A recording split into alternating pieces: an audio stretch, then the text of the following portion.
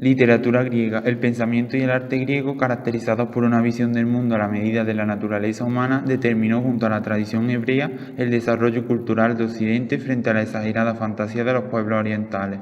Hay tres etapas.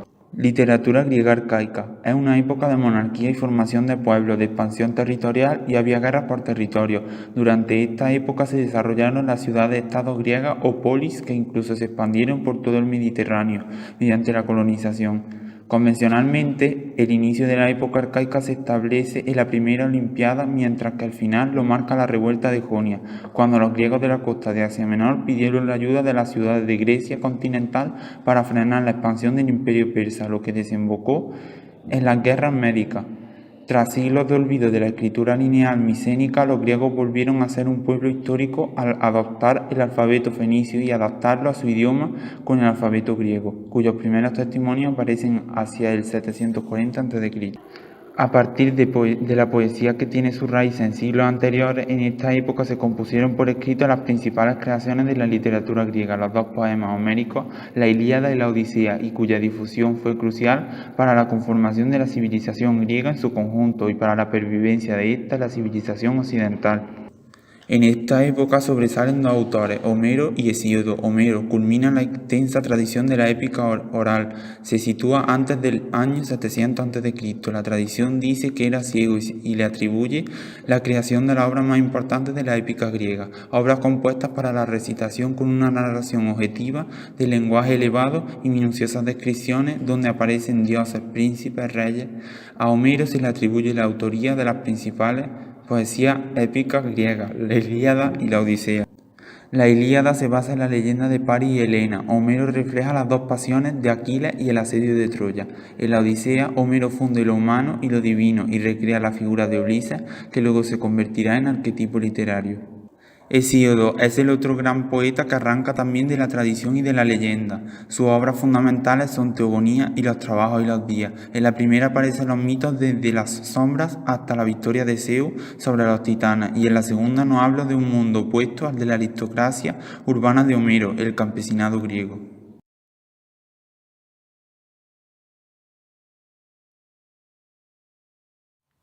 La lírica. Los griegos llamaban poesía bélica a la expresión de los sentimientos íntimos del poeta. Eran composiciones destinadas a ser cantadas por un solista o por un coro. El acompañamiento musical se hacía con lira, por ello los romanos la llamarán poesía lírica. Alceo de Mitilene se inspira en Homero, que cantó el amor, los placeres del vino y dedicó su himno a las divinidades. Safo de Lesbos compuso poemas dirigidos tanto a las mujeres como a hombres. Su poesía es sentimiento y sus temas el amor y la belleza. Anacreonte de Teos ha pasado a la historia como el cantor de los placeres del vino, de la buena mesa, la amistad y las mujeres. Píndaros de Tebas es el poeta culto más importante. En sus cantos de los juegos atléticos reúne piedad y mito. Literatura clásica, siglo V, IV a.C.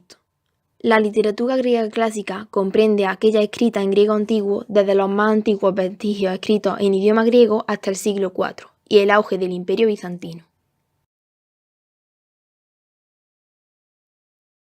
La tragedia. La tragedia griega tiene su origen en los cantos del dios Dioniso.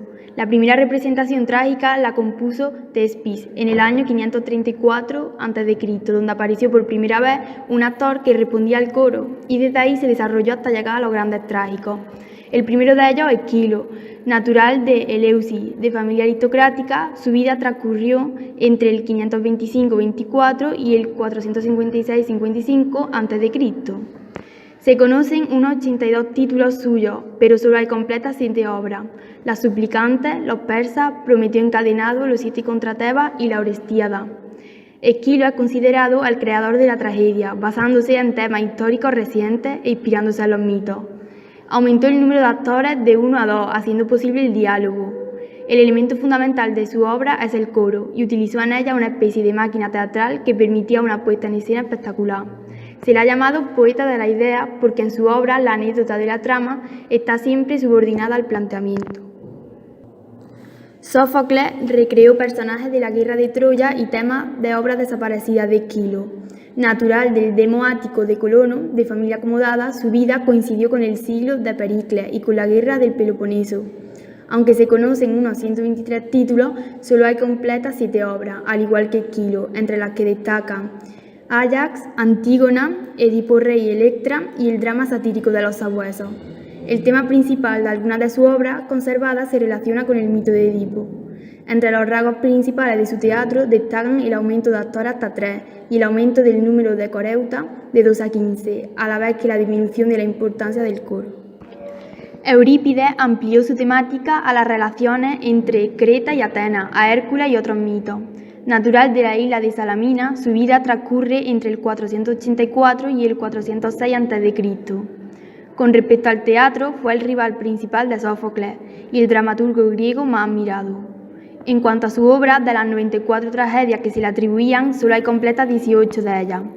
De entre ellas destacan Medea, Hipólito, las Troyanas y Hécuba. Entre los rasgos principales de su obra destacan: 1. El prólogo se convierte en un elemento casi independiente del resto de la obra. 2. Disminuye aún más la importancia del coro. Y 3. Dio a la mujer un protagonismo mucho mayor del que había tenido antes.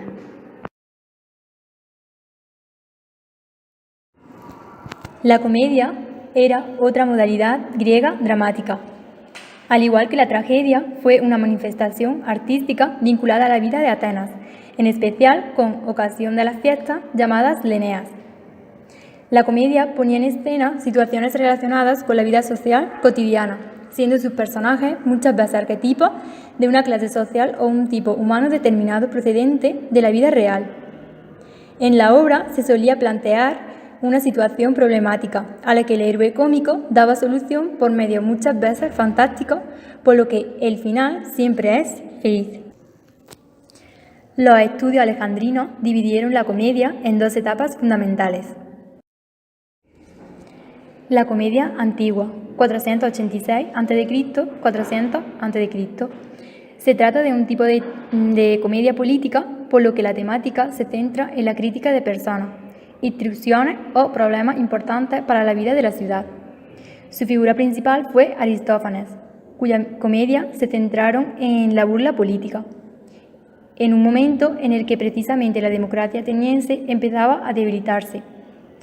De sus 11 comedias enteras que conocemos, la más famosa es Las nubes, en la que las críticas se centran en los sofistas y en el tipo de educación que estos promovían.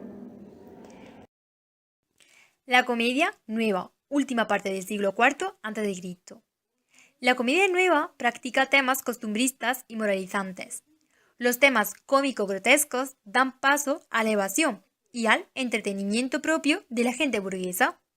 Su tema fundamental era el amor y su autor principal era Menandro, que cultivó la comedia de costumbre y la de enredo.